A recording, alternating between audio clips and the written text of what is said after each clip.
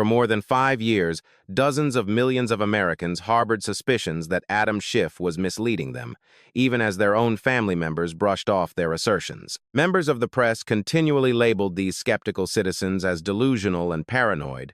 But despite this relentless criticism, Schiff continued his political rise straight into the Senate. Then, on a Tuesday morning within the nation's capital, an Ivy League-trained lawyer equipped with a massive binder full of public records assumed his position at the witness table. This individual achieved what no other legislator had been able to accomplish in more than 6 years by directly demanding that Schiff provide tangible evidence. The event unfolded in room 301, known as the Kennedy Caucus Room, which is the exact same wood-paneled space that hosted the infamous Watergate hearings and the historical Army-McCarthy clashes. It is a space designed specifically for the purpose of exacting accountability, where California Senator Adam Schiff sat in the prominent middle chair upon the elevated dais. A completely full water glass rested close by, while 40 sheets of meticulously prepared questions lay fanned out in front of him, resembling a winning hand in a card game. He had rehearsed this precise routine earlier that morning in his private office, with his staff having predicted every possible response the witness might offer. His team had prepared specific rebuttals for displays of anger, evasion, deflection, and even emotional breakdowns.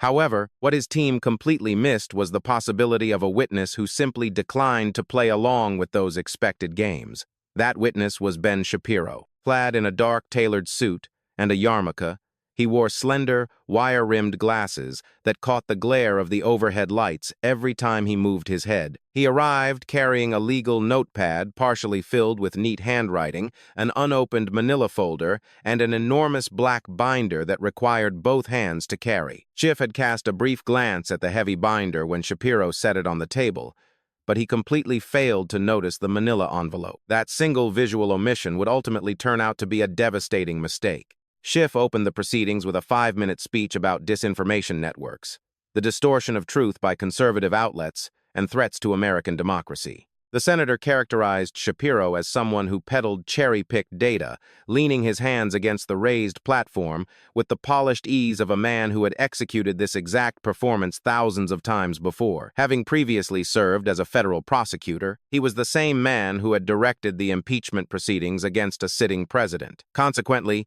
he felt absolutely no trepidation about facing off against a mere podcast broadcaster, though he certainly should have been worried. Shapiro pushed his glasses higher on his nose with one finger and smoothly opened the cover of his thick, dark binder. "Senator Schiff, you have recently accused me of distorting the truth, so let us examine the truth, namely, the remarks you made to CBS News in August 2018, he began. He turned the pages to a specific, marked tab, stating, "To quote you directly, I think there is ample evidence of collusion or conspiracy in plain sight," end quote. That was your exact wording broadcasted on national television via CBS News.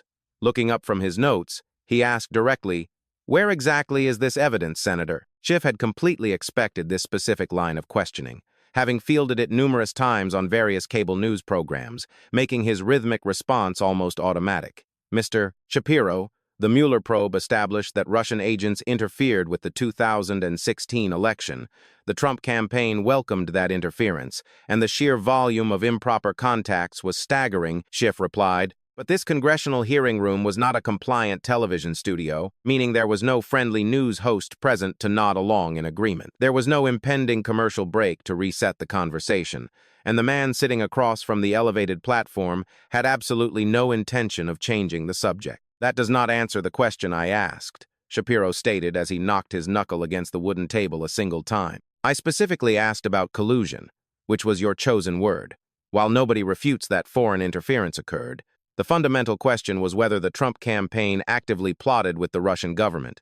And after 22 months, $25 million of public funds, 500 witness interviews, and 2,800 subpoenas, Robert Mueller concluded he could not establish that claim. Those $25 million were taken directly from the pockets of every American watching this hearing, wasted on investigating a conspiracy theory that you heavily promoted from within a classified intelligence vault," Shapiro continued. Turning to another document, he added, "Despite this, you completely ignored Mueller's conclusions, stating on MSNBC in March 2019 that there was significant evidence of collusion." Flipping yet another page, he recited, In April 2019 on CNN, you asserted the obstruction was far worse than anything Richard Nixon did. On ABC in May 2019, you claimed there was direct evidence the campaign sought help from a hostile foreign power, and then on MSNBC in August 2019, you declared, "We know there was collusion." By December 2019 on CNN, you made the exact same claim, totaling 7 distinct dates across 7 different television networks, where you broadcasted 7 lies with the exact same calm confidence you are projecting right now, with the only difference being that someone is currently keeping a record of them. Shapiro closed that particular section of the binder and pointed out, over 18 months and 7 television appearances, you told millions of citizens that you held proof of a clandestine conspiracy in your capacity as the chairman of the House Intelligence Committee, a position granting you a security clearance that regular Americans could never dream of accessing. He then opened a different tabbed section, noting, however, this is what the American public did not know. Your committee conducted 53 separate interviews during the Russia investigation where 53 people provided sworn testimony behind closed doors, and you controlled those transcripts, classified them, and hid them away for over a year. Running his finger down the printed text, he read, when James Clapper, the former director of national intelligence, was asked under the threat of perjury if he had seen any empirical evidence of a secret conspiracy, his answer was, no. When former Deputy Attorney General Sally Yates was asked, her answer was, no, and former National Security Advisor Susan Rice also answered, no.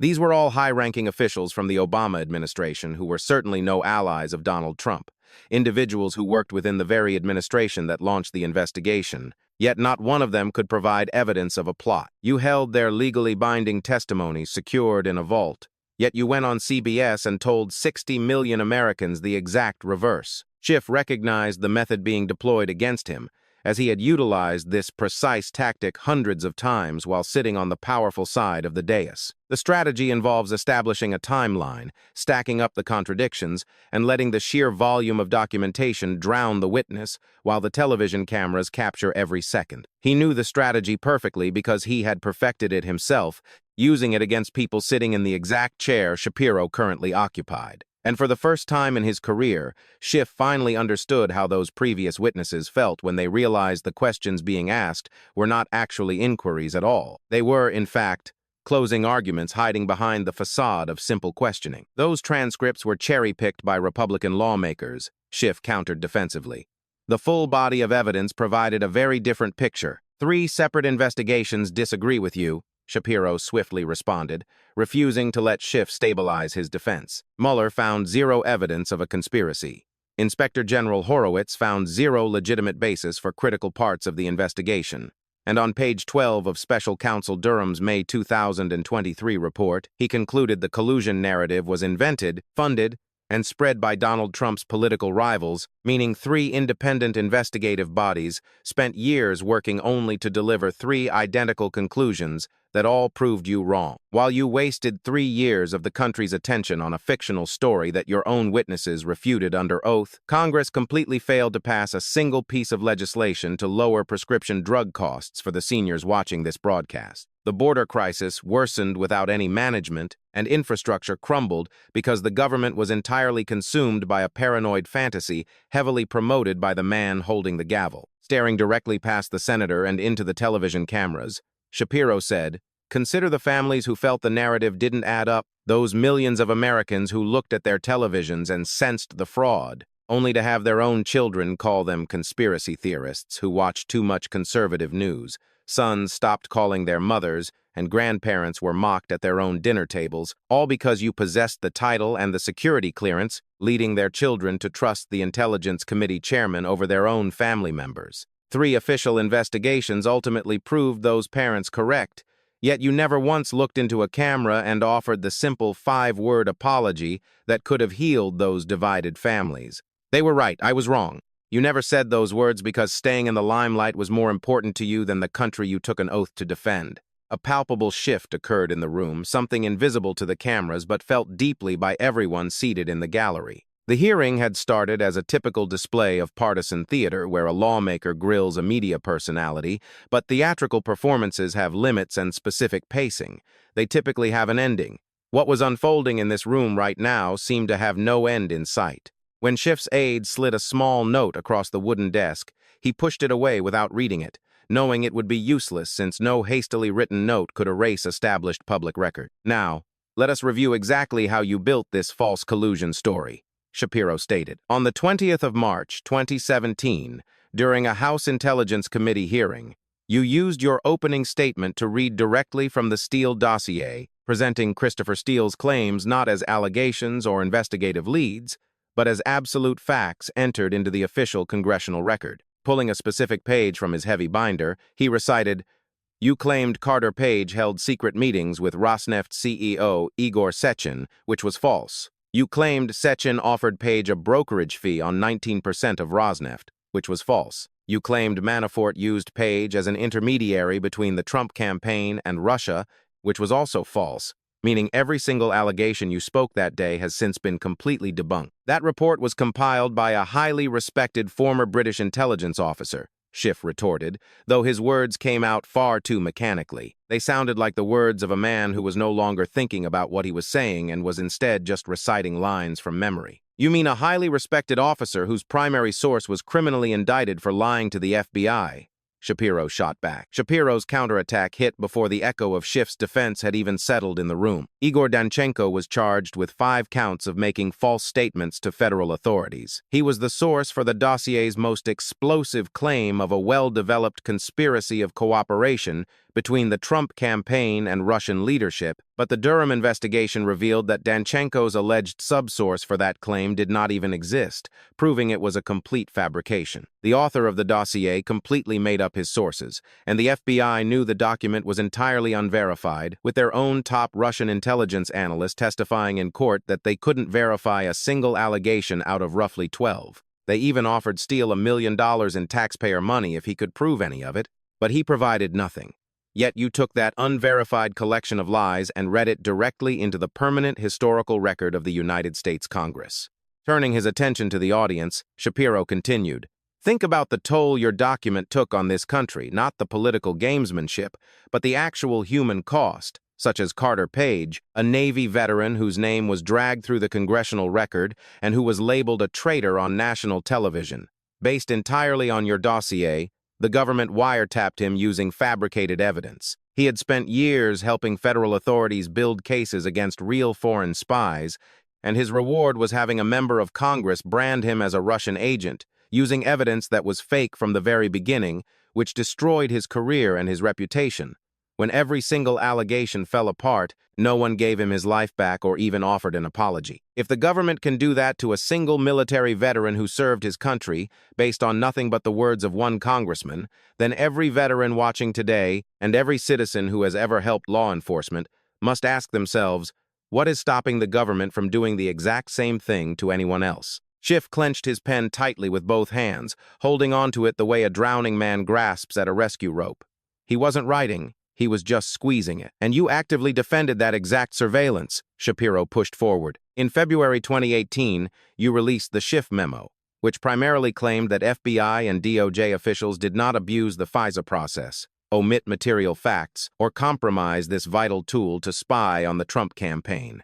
Setting the document down, Shapiro noted, however, Inspector General Horowitz found 17 major errors and omissions in those exact wiretap applications, 17. Holding up a finger, he listed them.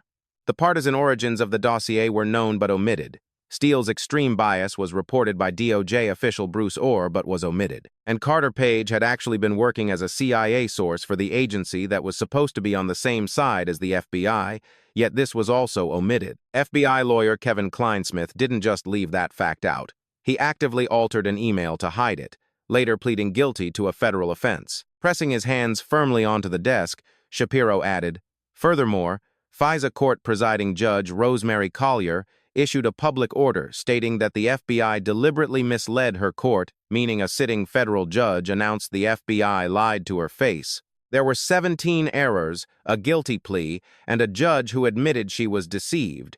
Yet your memo assured the American public that the system was working perfectly. Your memo served as a deliberate wall to block the American people from seeing the truth about what their own government was doing in their name, with their tax dollars, and you built that wall on purpose. There was once a version of Adam Schiff who might have mounted a fierce counterattack in a moment like this.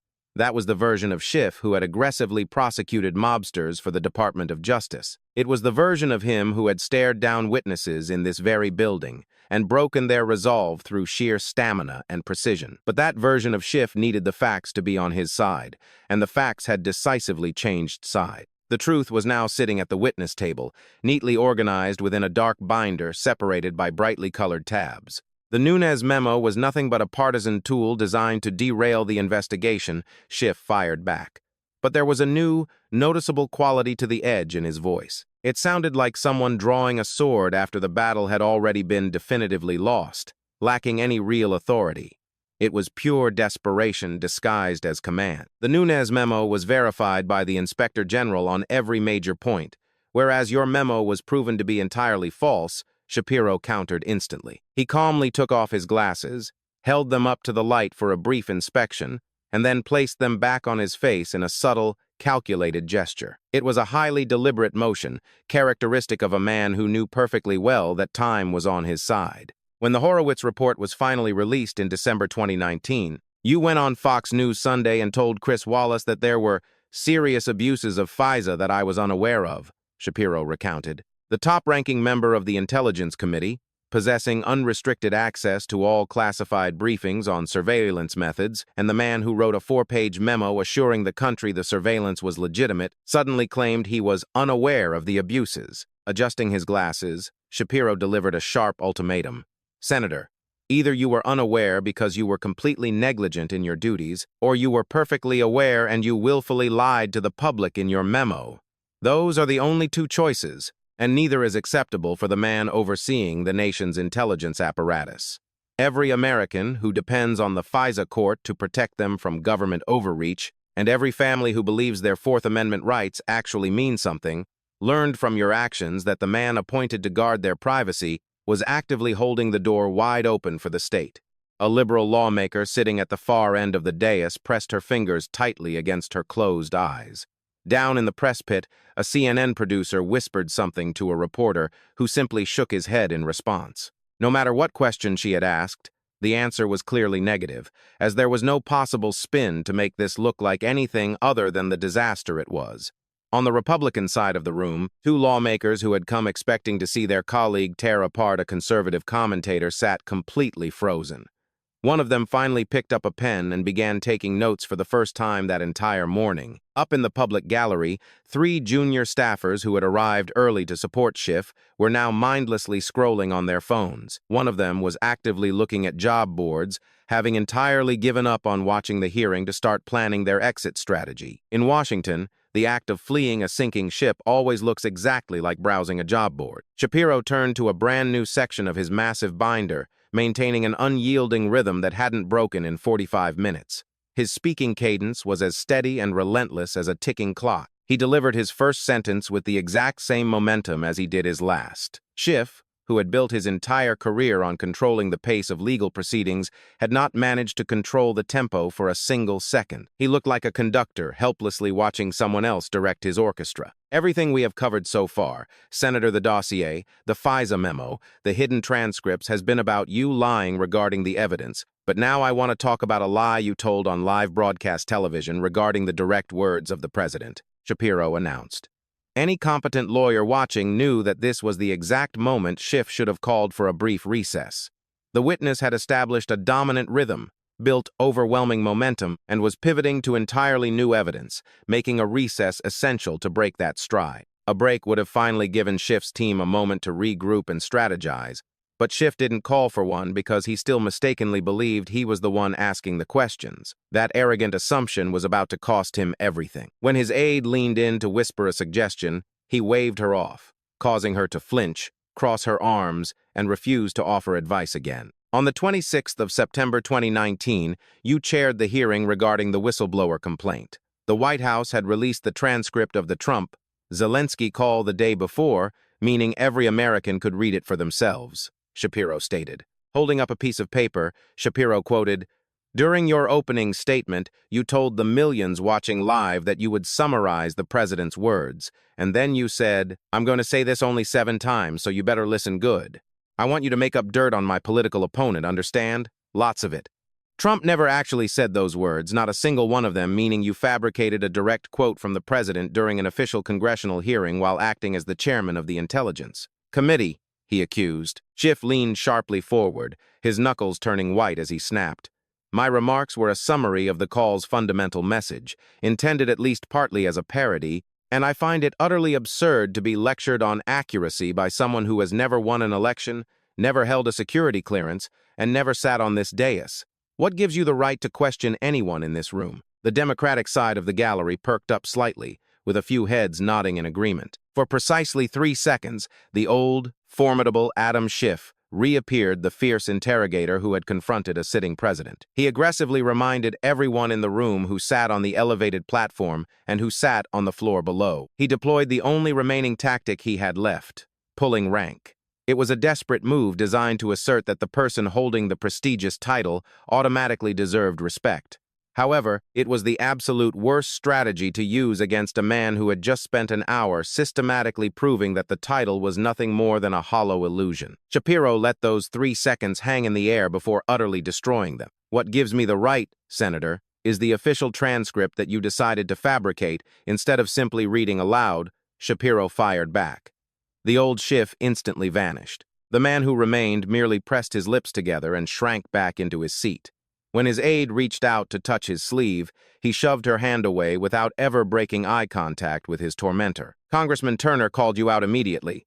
Shapiro continued relentlessly, asking, is he just making this up? And the truth was, you were. Your excuse was, my summary was meant to be at least part in parody. The fact that that's not clear is a separate problem in and of itself, which translates to the Intelligence Committee chairman inventing a presidential quote during a nationally televised impeachment hearing and then dismissing it as a joke. Gesturing toward the audience, Shapiro added, think of the millions of Americans watching at home, many of them elderly, who were raised to believe that when a committee chairman reads from a document while holding a gavel, he is reading the actual truth. Those people went to sleep that night remembering your fabricated quotes. They repeated them, they voted based on them, and they made crucial decisions about the future of this country using false information that you generated while abusing the power of your office. You didn't just lie to Congress, Senator. You lied to every citizen who trusted that your gavel represented honesty. Pulling out yet another document, he noted.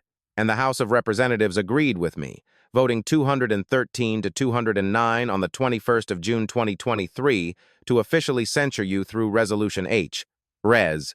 521 for misleading the American public, making you only the 25th lawmaker in history to receive such a reprimand. When Speaker McCarthy called you to the floor, your political allies shouted over him and chanted your name, and after the spectacle ended, you immediately turned an official congressional rebuke into an email blasting out requests for campaign donations. Shapiro then squared up the edges of his massive binder, pushed it aside, and reached for the unopened manila envelope. It was the exact same envelope Schiff had completely ignored at the start of the hearing, sitting in plain sight for 2 full hours while all the cameras focused entirely on the giant binder. A highly specific kind of silence falls over a room when everyone suddenly realizes the most damaging evidence is still yet to be revealed. This was exactly that kind of silence, as Shapiro stated, Senator, everything we've discussed so far relates to your professional conduct, but this envelope is different.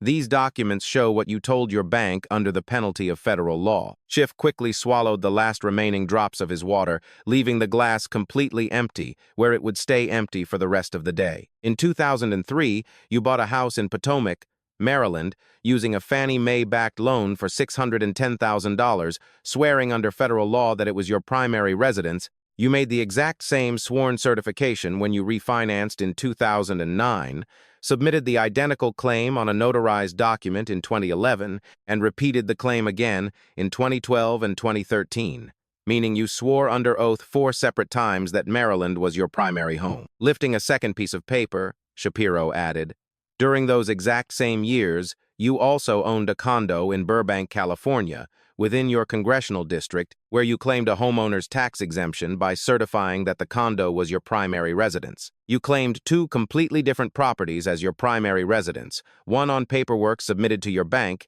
and the other on forms given to your tax assessor for 11 straight years. Members of Congress frequently maintain homes in both locations. This is completely standard procedure. Schiff weakly deflected. Claiming both locations as your primary residence on legally binding documents at the same time is the legal definition of mortgage fraud, Shapiro calmly replied as he adjusted his glasses. And this is the detail that should make every single person watching this broadcast pay close attention. You spent 3 years accusing the President of the United States of fraud, voted to impeach him, and stood on the House floor insisting you were holding the powerful accountable, while during that exact same period from 2009 to 2020, you were actively submitting fraudulent sworn documents to your own bank regarding your residency. For every speech demanding accountability, every press conference demanding ethics, and every television appearance where you looked into the camera claiming to fight for the truth, there was a fraudulent mortgage document sitting quietly in a Maryland filing cabinet. Pulling out the final document, he revealed, in May of 2025, the director of the FHFA sent a criminal referral to the Attorney General regarding potential wire fraud, mail fraud, bank fraud, and false statements, and a grand jury in Maryland is currently reviewing these exact documents.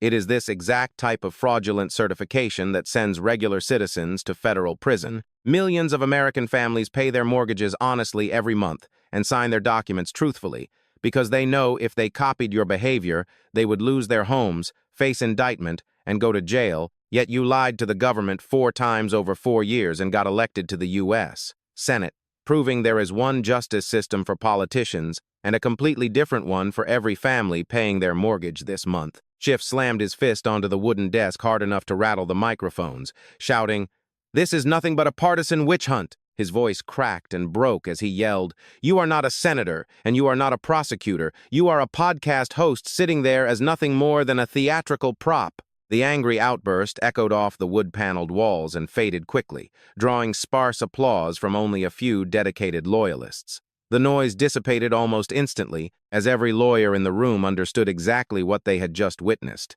The outburst was not a display of power. It was the final, desperate sound a collapsing defense makes just before it completely shatters. Anger is the ultimate weapon witnesses use when they have run out of factual arguments but refuse to admit the facts are gone. Schiff had spent his entire career watching witnesses reach that breaking point, never expecting that he would one day hit it himself. Shapiro remained perfectly still, and for the first time since the hearing began, he leaned back in his chair and removed his glasses. He slowly wiped them clean with his tie as the entire room watched the deliberate motion. Tens of millions of Americans watched him do it through their television screens, noting there was absolutely no rush in his actions. There was no dramatic flair, just a man who had said exactly what he came to say and was now preparing to deliver his final thought. He carefully put his glasses back on and adjusted them with a single finger. When he finally spoke, all the rapid-fire speed had vanished from his voice. "Senator, these are not 4 separate incidents. This is the story of one man with a single pattern of behavior. You lied to Congress about evidence that didn't exist. You lied to the FISA court by hiding the flaws in surveillance you knew was corrupt. You lied to the American public by completely making up a presidential quote, and you lied to your bank about where you actually lived. The setting constantly changed, but the lies never did, and every single time, you were never the one who paid the price. It was the broken families, the military veterans whose lives you ruined, the taxpayers who lost $25 million for nothing, and the voters who went to the polls believing your fabricated quotes who paid the toll, while you merely secured a promotion to the Senate." His voice dropped lower, not quite to a whisper, but to the deep, resonant tone of a man who knows his final words carry absolute weight. You held all of their trust, every last drop of it, and you threw it directly into the garbage simply because the cameras were rolling. The words didn't hit like a sudden storm. They landed with the heavy, definitive thud of a deadbolt locking a door that would never be opened again. For the first time in a career built entirely on words, Adam Schiff opened his mouth and had absolutely nothing to say. His right hand picked up his pen, dropped it, picked it up again, and finally gripped it tightly with both hands. The 40 pages of carefully prepared questions lay completely untouched inside the binder his aide had carried in earlier that morning. He hadn't turned a single page. The seasoned former prosecutor who had come to grill a podcaster hadn't managed to ask even one question. Instead, he had spent 2 straight hours desperately trying to defend himself. He looked to his left, where his aide was tightly gripping a phone with no one to call. He looked to his right, where his legal counsel was intently studying the ceiling. Nobody leaned in to help, and nobody whispered a single word of advice. There were simply no words left to say, and absolutely no strategy to undo what had just happened. There was no way to recover from 12 devastating sentences delivered with factual precision by a man with no official title and no power other than the documents piled on the table. The cameras kept broadcasting, transmitting 8 excruciating seconds of dead silence, live into living rooms all across the country. In the world of television, 8 seconds of silence feels like an eternity. But in a congressional hearing, it acts as a final, inescapable verdict. The committee chairman finally cleared his throat and announced, "The committee will take a 15-minute recess." Schiff didn't even stand up when the gavel banged. As lawmakers fled the room and staffers hurriedly gathered their papers, he remained seated. The press area erupted into frantic chatter that was supposed to be quiet but failed entirely. Schiff sat completely alone at the elevated desk while the vast room emptied out around him, his water glass completely dry. His legal pad was totally blank. The only physical evidence that 2 hours of testimony had occurred was a single wet ring left on the wood where his glass used to be. His 40 pages of scripted questions were still perfectly fanned out across the desk, untouched. They remained arranged in the exact same victorious poker hand he had set up that morning. The cards hadn't changed, but the rules of the entire game had shifted permanently. Somewhere in the building, his chief of staff was already drafting the damage control statement his lawyer would release at 6:15 p.m. She knew exactly what words to use before she even touched the keyboard, having written variations of the same defense before, claiming it was a partisan stunt and an unfair character assassination. The statement would decry the threats to institutional norms, relying on the same recycled vocabulary they always used. But the difference was that tonight, for the first time, those words wouldn't be enough. When the committee finally reconvened 40 minutes later, Schiff's seat was completely empty. A junior lawmaker from his party sat in his place, robotically reading a prepared statement about procedural matters and next steps. Her voice was steady but completely devoid of conviction, and she conspicuously avoided saying Schiff's name out loud. In fact, no one sitting on the dais spoke his name. By 4 p.m., the phrase, "You held their trust and you threw it into the garbage," was playing on endless loops across all social media platforms, with conservative networks airing the raw clip and liberal networks airing it with heavy commentary, though the spin didn't matter. Those 12 straightforward sentences were so devastating they needed no spin at all. Schiff's office officially released their defensive statement through his lawyer at 6:15 p.m., labeling the hearing a partisan character assassination stunt and promising a fierce pushback against all false allegations. Conveniently, the statement completely failed to identify which specific allegations were false. It conveniently ignored the 53 interview transcripts, the Steele dossier, the 17 FISA errors, the supposed parody, quote, and the official censure. It entirely ignored the real estate mortgage records. By the third paragraph, the press release predictably pivoted to warning about the ongoing threats to institutional norms posed by the current political climate, the exact same pivot Schiff had used for over 5 years, featuring the exact same paragraph structure. It was the same old trick of deflecting from personal responsibility by pointing to vague, systemic fears. But tonight, for the very first time, the trick didn't work because the evidence was now permanently cemented in the official record, and the congressional record cannot be pivoted away from. When 3 Democratic lawmakers were asked on camera if they still supported their colleague, their answers were deeply telling. 2 of them deflected, saying they needed more time to review the official transcripts. The third stated she would wait for the Ethics Committee to conclude its review, and notably, not a single one of them said his name. Ben Shapiro quietly left the building through a discreet side door on Constitution Avenue, refusing to hold any press conferences.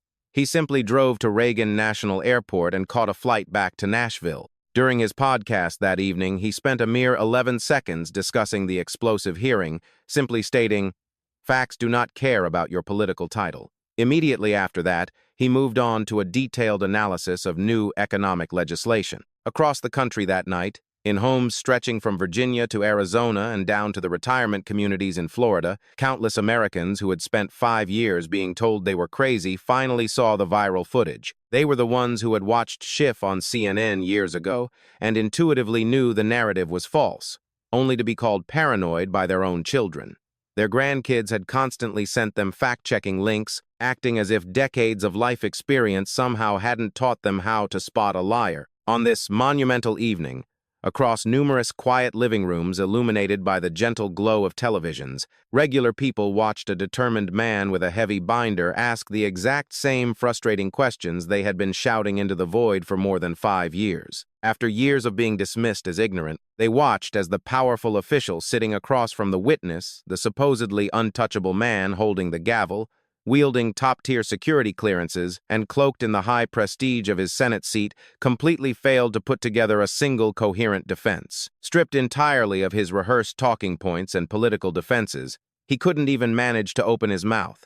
The silence spoke volume. Experiencing a deep, long-awaited sense of vindication, these everyday citizens grabbed their phones and immediately sent the video clip to their estranged sons and daughters. Most of these weary parents sent the video link without typing a single word, emoji, or explanation to accompany it, knowing no further commentary was needed. They had already spent years enduring hostile Thanksgiving dinners, arguing in exhausting circles, defending their skepticism and protecting themselves against endless accusations of lunacy until they had simply run out of words. On this extraordinary night, however, the precise, cutting words they needed were delivered by an unyielding outsider who utterly refused to play Washington's traditional games. He articulated their reality with brutal accuracy, bringing sharp clarity to an incredibly confusing chapter in American political history.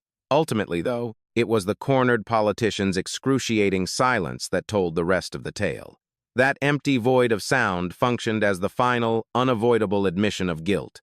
Meanwhile, miles away in the slumbering Capitol, the historic Kennedy caucus room sat completely dark, left to the deep shadows of the night. The witness table silently held a dead microphone and a plain water glass with absolutely nothing left inside. The imposing oak-paneled walls stood like quiet guards, having long since absorbed the nervous voices of the Watergate witnesses, the toxic venom of McCarthy's accusations, and the tragic testimonies of the Titanic survivors. The ancient wood didn't judge the day's events. It merely bore witness to history. As the night faded away, a quiet promise remained in the air. By the time the golden sun rose again, the awakened world would bear witness to them too.